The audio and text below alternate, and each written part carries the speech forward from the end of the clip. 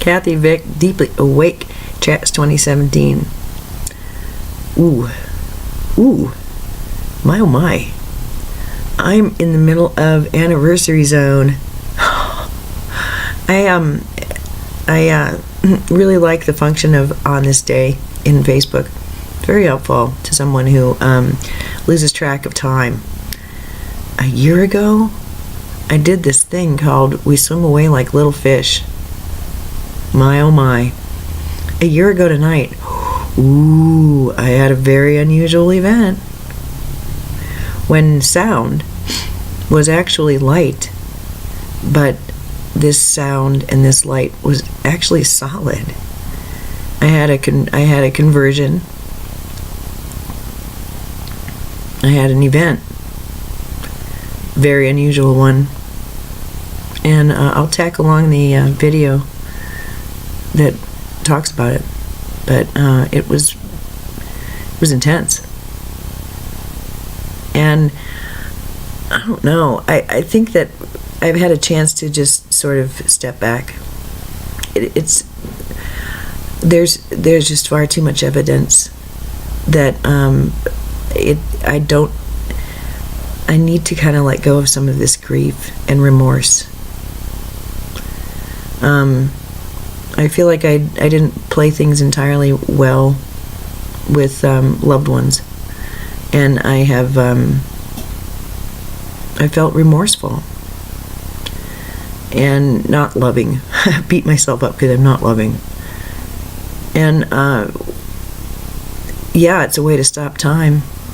It's a way to beat myself up really, really good. Really good.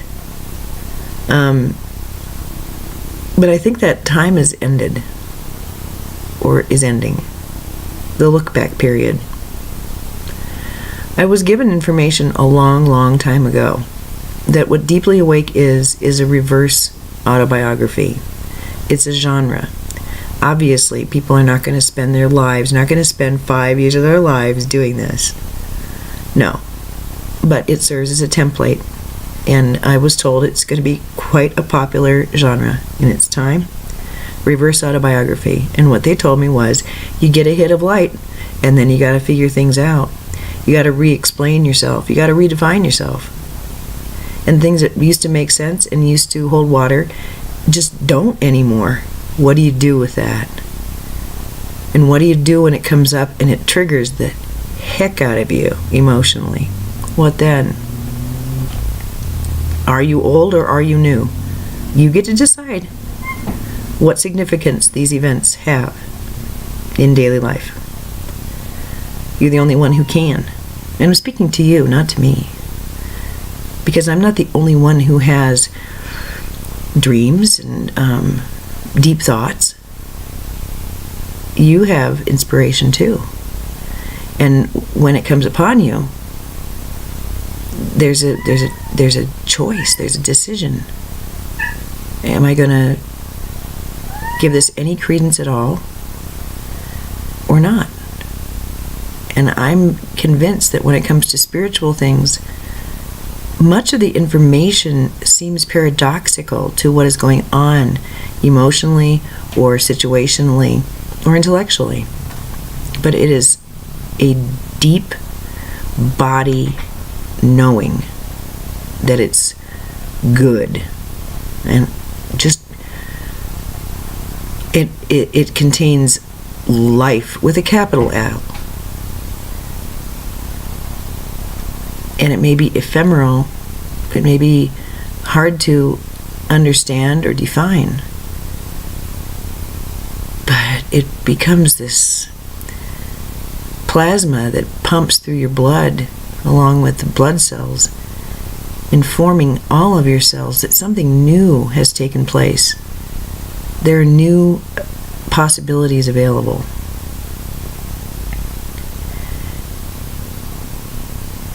So, if the importance is to maintain the status quo, then those new ideas, they're a hassle, a burden. And my contention is they're not even noticed. They're always available. There are always, always, always inspirations available. And it's up to the person whether they are going to consider them real or not. And this really has been an exploration into what is real and what isn't, what's valid and what isn't, what's important and what isn't. And I've been willing to do the work. And I'm supported. I'm abundantly, crazily, wildly supported. And I'm also pushed against, just as powerfully.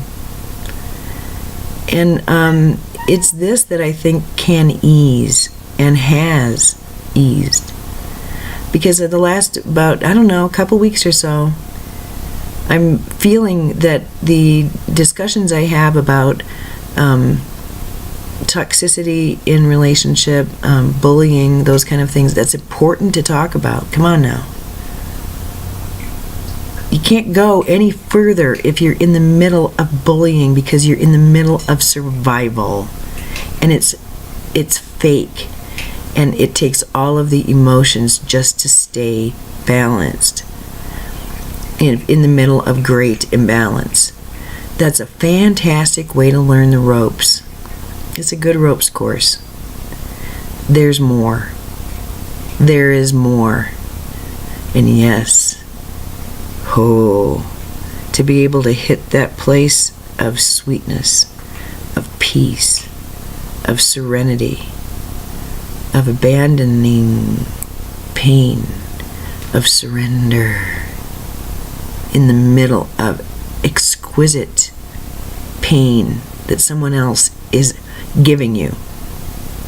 And I don't mean that you're, thinking they're hurting you. I mean they're actually out to get you. Okay? That happens in life. It does. There are a couple bad apples in the thing. There are.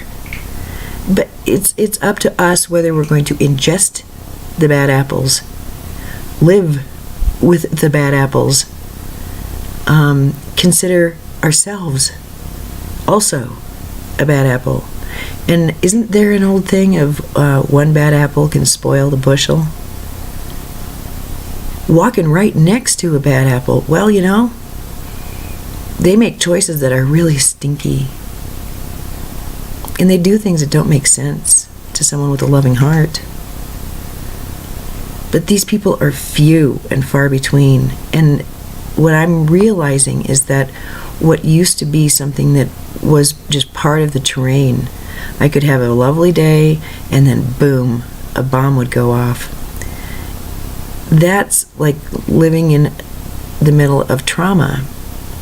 And just being nice to myself and realizing that part of this is just having a little PTSD and being convinced there's going to be bombs when there are no bombs anymore. And if there are bombs, I know how to defuse them. That's an important part of this process, because some of us got here through that kind of pain.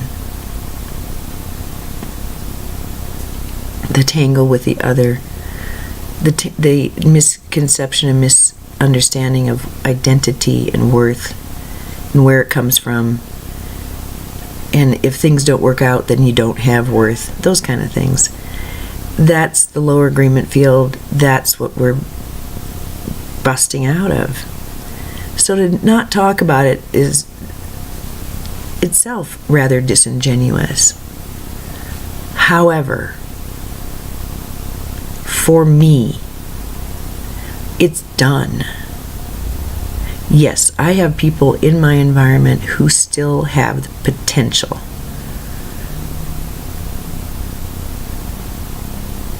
There are murderous, suicidal level nut jobs in my reality. There are people with absolutely no ability to empathize. There are people who lack insight to such a degree. They're walking around in balls of confusion and pain. And they know how to spread that around. So I have that, yeah. But I think what I've done is moved the gradient, thankfully, with my team so that there's so much more good. That when one of these people drops a stink bomb, it's so obvious that it's them having a problem that day. That it's not me. It's not even them. It's just old, crappy, dumb, actually quite maladaptive behavior that used to get goodies. It doesn't anymore. And so this is the change. And this is why dropping some remorse is wise. You know, I think that people who go to war and they come home, they have trouble because they have been bathed in life and death, black and red, fear, survival. And suddenly, there's no fight. And sometimes these folks turn out to be kind of combative and difficult. It's normal. It's part of the neurochemistry. It has to be rewired and reworked. And so I think each of us go through our own battles.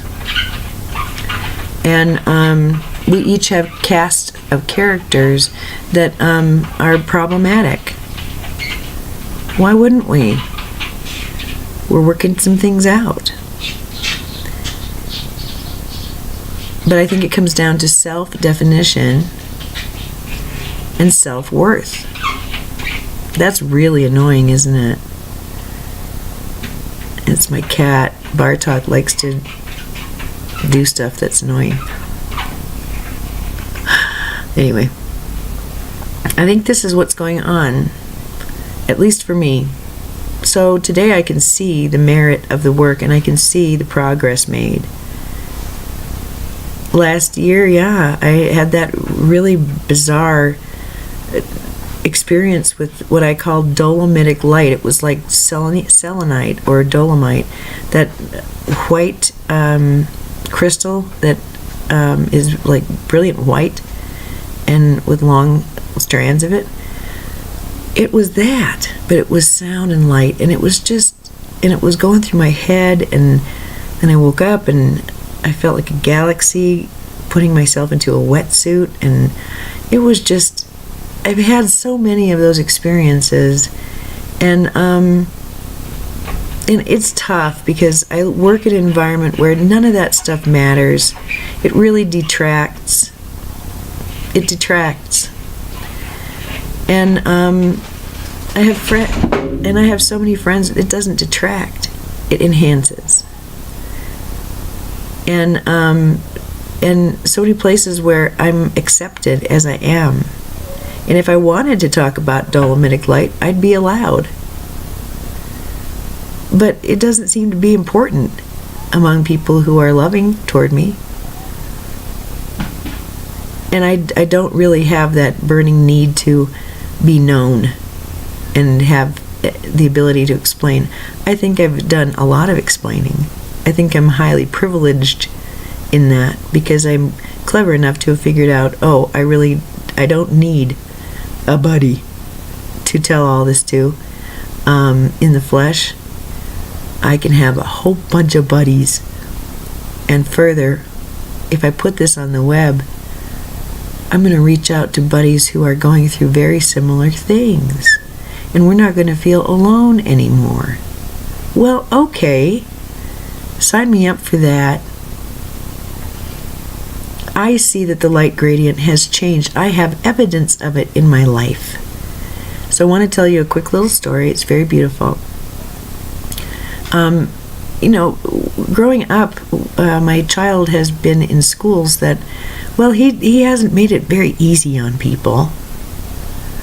I mean, he comes out in 2nd grade or 3rd grade, and I gave him counsel, and he didn't listen to it. And so he been through it, baby. He knows what it's like to not want to do gym class because it's just horrible the way that people behave. It's just horrible.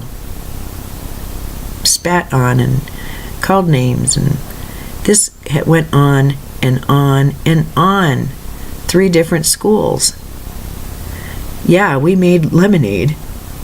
We pushed the GSA through at the middle school, but he had to pay for that with torture. So we were able to make things better for others as we journeyed through this school system, but it was a tough one to get through. And yet there were these moments of beauty, and oftentimes they involved, performances. In 2012, before I had my conversion, but after I had seen the Eye of God in my living room and had some other things happen to me, I went to a play. My team had given me the soundtrack for Jesus Christ Superstar that very day. I had just done an essay called Judas Energy, my first published essay as Deeply Awake. And I had never found that soundtrack again, and I always wanted it because I really liked the way that the voices sounded, and I'd memorized it.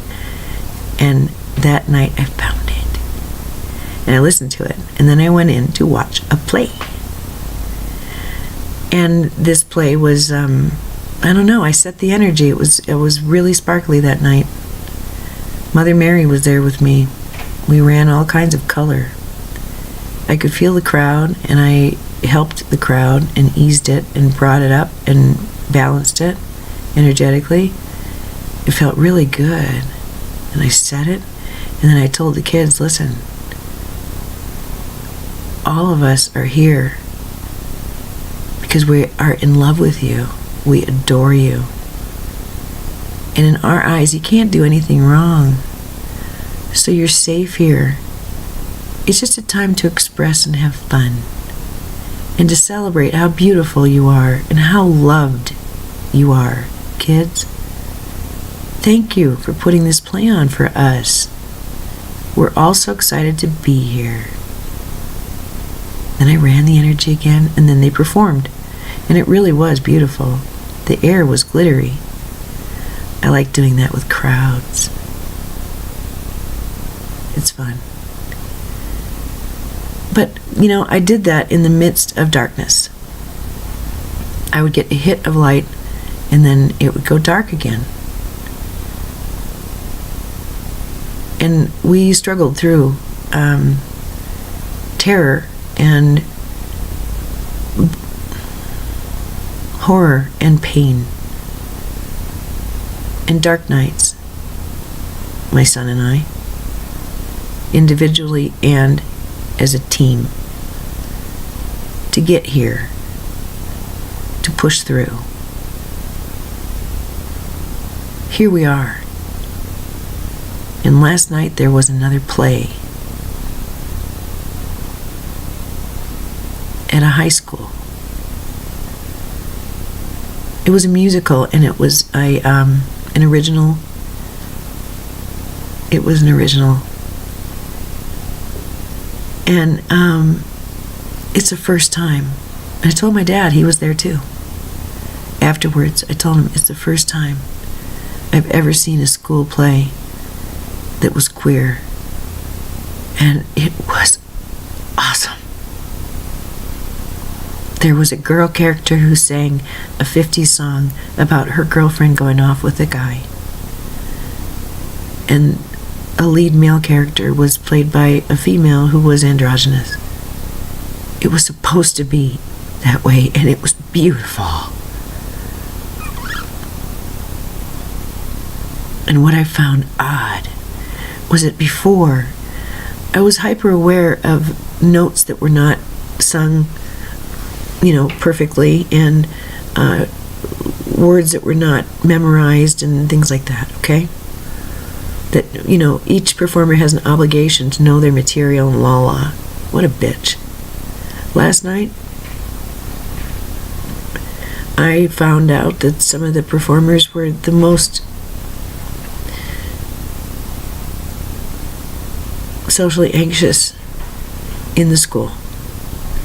And they had been loved and nurtured and encouraged and seen as valuable by the director.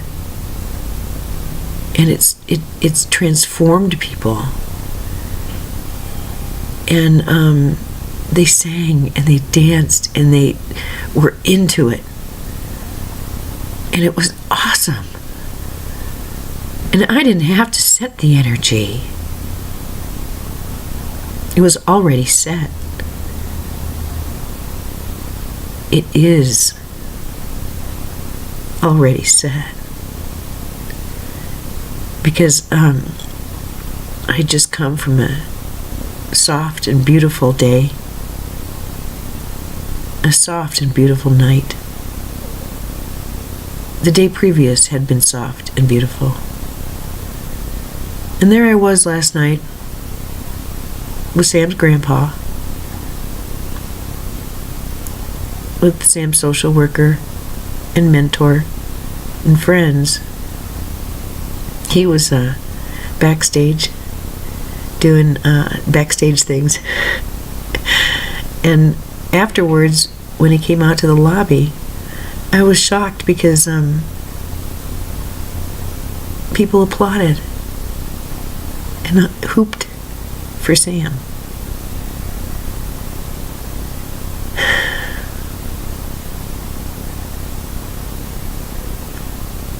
I don't want to keep the fight alive anymore. But I do want to say I know that that there are people who can drop little stink bombs. And I do my very best not to drop stink bombs. But I think we all can drop them from time to time, and maybe not even knowing it. So, when that happens anymore, it can really be seen for what it is. It's somebody having a bad moment. It's so out of character to how it feels anymore. So, I think this is a good way to celebrate this day. I'm not one on ritual, and clearly I don't write these things down and then, look forward to them. Yeah, there are certain events that are just there. But I'd forgotten completely the timing of that dolomitic light thing a year ago. I've been more and more aware that the darkness, the pain, well, that's something I'm keeping alive. And I've always considered remorse and regret to be absolutely misguided. And I get so impatient with people who are remorseful and feel regret. It's like, it made sense to you at the time. It was purposeful at the time. Nobody does some of the stuff that I've done and others have done unless they think that it would be good for them. And it's obvious it's not good for them, but that's where they're at. So, big deal. Life's for learning. So, let yourself off the hook, please. You don't think anybody else has made big, huge, horrible, gaping mistakes? Or, been unskilled? We all go there. Well, I can do that for somebody else, but wow. It's been hard to let myself off the hook for not being loving and for not doing it better. So I get better outcomes for everyone. And it's really taken some time to figure out that the outcomes I have in my life right now are actually for the highest good of all involved. to just accept that as real. In my better moments, I am at perfect peace.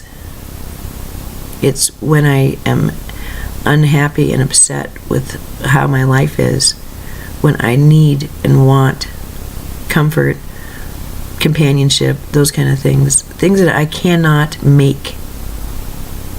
I am dependent on someone else, and if they're not up to the task, then I don't get to experience that either, and I know what I'm missing out on. Well, so what? It's an impatient, arrogant way to live. And it may be totally appropriate given my knowledge base, but it also requires that I walk around in argument with my reality. And I don't want to do that no more. So I really I'm realizing that, this has been a workbook. This whole thing's been like a workbook. I'm looking forward to really digging my teeth into a writing project. I have an idea of what's going to, what I'm able to do, and I'm looking forward to having a new project. But I needed to keep digging. It wasn't over, and until it's over, it's not over. Obviously, my soul, my spiritual quest, my journey is never over. But when the questions are answered before they're asked, it becomes more and more obvious that I really can apply my energies to different things. And I'm being reminded I have a really good summer planned. I'm already signed up at Apple, and Sam's going, and it's about connecting with people again. And I went out there and connected. I did my thing, and I learned a lot. Oh my God, people play rough. Wow. Who? I have learned I'm a gentle one, and I need to be around people who don't play rough. And I'm really glad for all the experiences I've had. I'm looking forward to this next part where it can be a much more cooperative time of reality construction. Oh boy. Well, I'm really pleased I did this. I really feel like I've pulled things together in a new way, and I'm glad about that. I'm getting back to the place where I'm in love with myself. I have dips, but I'm getting there. It's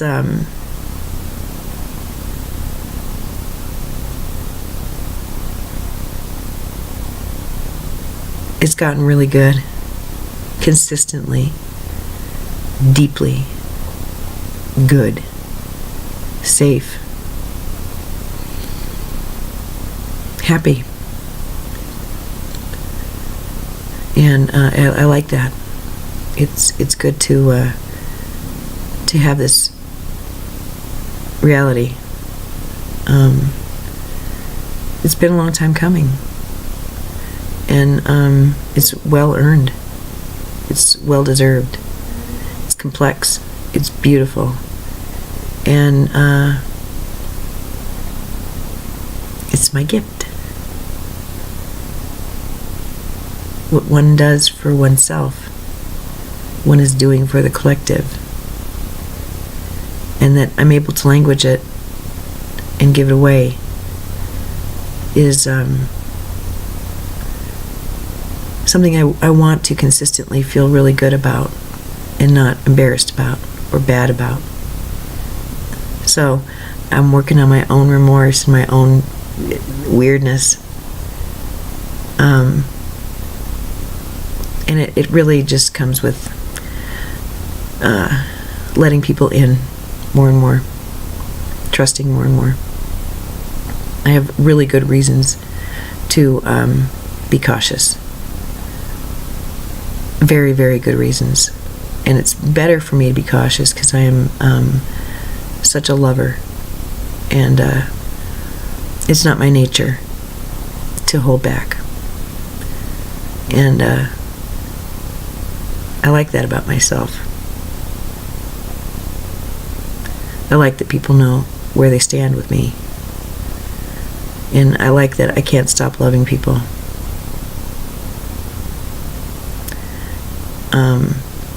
And I like that I have the ability to stop harm in its tracks. And I like that I am more and more acutely aware of what really is harmful and what's just annoying. What's somebody having a really crap day and taking it out on me and seeing it for what it is. All things I'm very happy about, proud of, and want to give away. I want to share that I bought, I like the bin so much. I had forgotten. And I have two, check it out. I have two thermos mugs, like one's like this and one is like this Japanese garden that reminds me of my friend Huipak and about chanting and my Buddhist nature. And I went to Walmart a couple days ago. Holy moly, these things sell for $20. And me and my friend will be, I don't know, gloating over some of the things we got at the bins and say, and it only costed $0.25. So this is heavy, so it probably costed $1. But it's so awesome. It's beautiful purple, which I'm totally into now. It used to be my favorite color as a girl. And then I went to green, sea green, and I'm into purple again. So I'm really excited. It's little things, guys. And within it, oh my God, coconut cream coffee that I got. And I didn't have to pay for.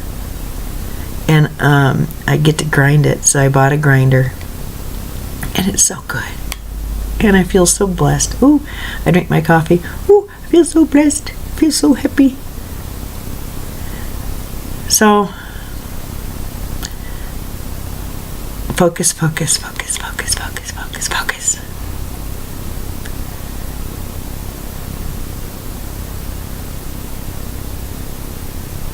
Be of good cheer. And fear not. Remember the cocoon. Remember that picture of fluttering past a tree laden with cocoons that are all fluttering and making weird crispy sounds and clicking, and you know there's a struggle going on individually, and in each of those cocoons you can hear screams of disbelief and fear, and you remember being there. But it's actually a cocoon. And it's rattling because the person inside is turning into something else.